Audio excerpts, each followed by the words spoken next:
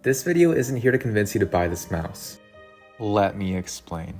5 years ago, the refreshed G203 was a contender for the best budget gaming mouse. 8000 dpi, the light sync sensor, and 1000 Hz polling. And this is the Attack Shark R5 Ultra. With a highest-end Pixar 3950 sensor, Nordic 52840 MCU, and a carbon composite construction, this is a bona fide Final Mouse Ultralight X. It even has 8000 Hz polling and support for Bluetooth functionality. At 42 grams, it is less than half the weight of the G203's 85 grams. But third, you might point out, the Ultralight X is 2 years old already. That's 3 years of evolution. And the G203 is a budget mouse. This comparison is unfair. 4 years ago, I paid $37 with shipping for the G203. For the R5 Ultra, I paid $43. And if my bum ass waited just one more day, I would have gotten it for $40 on November 11th. The true innovation is the price. I'm not here to make an argument for improvements in FPS games. When it comes to weight and shape, it's pretty subjective. After all, there's still pro gamers using the GPX1 and even older mice than that. The scroll wheel is completely black without the white trimming that the Superlight has, as well as the LED indicator underneath it. This is an 80K A9 used by Camo. Using primitive testing methods, which is 7 rounds of human benchmark, I was only able to achieve an average improvement of around 15 milliseconds in terms of click latency. It may get you a few kills, but it certainly won't carry bad fundamentals, game knowledge, positioning, and all that stuff. This was with the 0 millisecond debounce set in the R5's web software. And those two words, it's what I want you to take away from this. Web software. There's no need to download G-Hub. If you want to change settings on a mouse, easy. Bookmark a page and just press a button. You don't need to launch an app with ads you have to turn off. A mouse is something that you interact with every time you use your computer, and a better mouse is frankly better. The R5 scroll wheel is less resistant than the G203's, but it still feels tactile. It's more pleasant to use. The clicks are lighter on the R5, and most importantly, that weight. It's less than half the weight of the G203, 85 grams versus 42 grams. Using the mouse doesn't feel just effortless.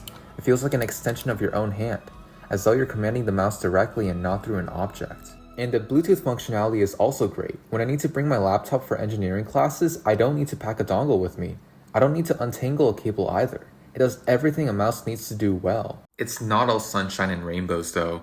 It's why I started off this video with that disclaimer. The M1 and M2 mouse buttons don't feel stable in comparison. They can move left and right, and clicking towards the top feels sketchy. The mouse isn't trouble-free. Search around on Reddit and you'll find some problems. Luckily, it's not the shell cracking because it feels solid. I chose this mouse because it's 95% of an Ultralight X at a quarter the cost, and with a shell that's more confidence inspiring.